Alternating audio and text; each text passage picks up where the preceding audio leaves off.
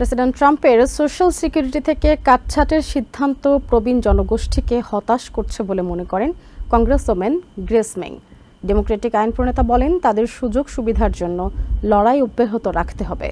নিজ নির্বাচনী এলাকা নিউ ইয়র্কের এলমহার্স্টে এক মতবিনিময় সভায় তিনি বলেন, ৭০ মিলিয়ন প্রবীণ জনগোষ্ঠীকে বঞ্চিত করার পরিকল্পনা চলছে। তারা ডেমোক্রেট কিংবা রিপাবলিকান নয়, তাদের পরিচয় তারা দেশের নাগরিক। ১৯৩৫ সালে প্রেসিডেন্ট ফ্রাঙ্কলিন রুজভেল্টের সময় চালু হয় সোশ্যাল সিকিউরিটি সেবা। বর্তমানে দেশে এর উপকারভোগীর সংখ্যা ৭০ মিলিয়ন। নিউ ইয়র্কের কুইন্স বোরোতে এই সুবিধা পাচ্ছেন ৩৬৬,০০০ মানুষ, আর পুরো নিউ ইয়র্ক স্টেটে সুবিধাভোগীর সংখ্যা ৩.৮ মিলিয়ন। এমন পরিসংখ্যান তুলে ধরা হয় কংগ্রেস ওম্যান গ্রেস ম্যাং আয়োজিত মতবিনিময় সভায় ভুক্তভোগীদের সমস্যার কথা শোনেন Mang. With responsibility, because we, our community, we cannot do anything. মতবিনিময় সভায় কংগ্রেস ওম্যান বলেন, সোশ্যাল সিকিউরিটি পেমেন্ট রাষ্ট্রের অর্থ নয়, এটি জনগণের অর্থ। এখানে দলীয় বিভাজনের সুযোগ নেই, সবাই আমেরিকার নাগরিক, তাই কাউকে রিপাবলিক আর কাউকে ডেমোক্র্যাট আখ্যা দেওয়ার সুযোগ নেই। I work with anyone, Republican or Democrat, to make sure that we protect our social security benefits. This is not a Democrat issue.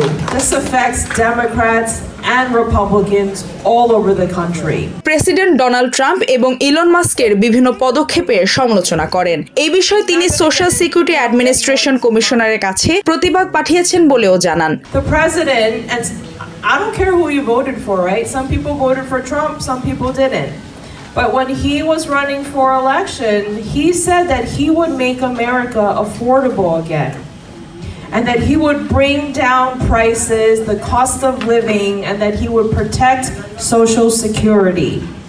But 5 months into this presidency, we are already seeing actions that are contradicting what he promised. বিপুল সংখ্যক বয়স্ক ভুক্তভোগীর উপস্থিতিতে মতবিনিময় সভায় বক্তব্য রাখেন community board 3 এর সাবেক chairman এবং এলমহার্স্ট সিনিয়র সেন্টারের প্রতিনিধি সহ ফেডারেল সরকারের প্রতিনিধি। And right now, I'll be honest, people are scared. The current administration has demonstrated open hostility towards not just Social Security workers, but pretty much all. Fighting and unions are fighting these changes throughout the country, and they're getting some good results in the courts, which is great. All of that means that there's all the more need for programs like Social Security to be secure, programs like Medicare and Medicaid to be held harmless. You deserve everything that this country is supposed to give you.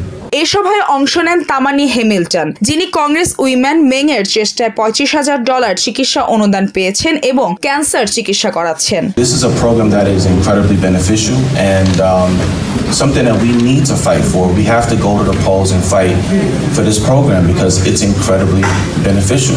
Meng এর Congressional district এলাকার 126,000 উপকারভোগী সহ পুরো দেশের social security benefit গ্রহীতাদের উদ্বেগ দূর করবে, এমন আশাবাদ ব্যক্ত করা হয় মতবিনিময় সভায়।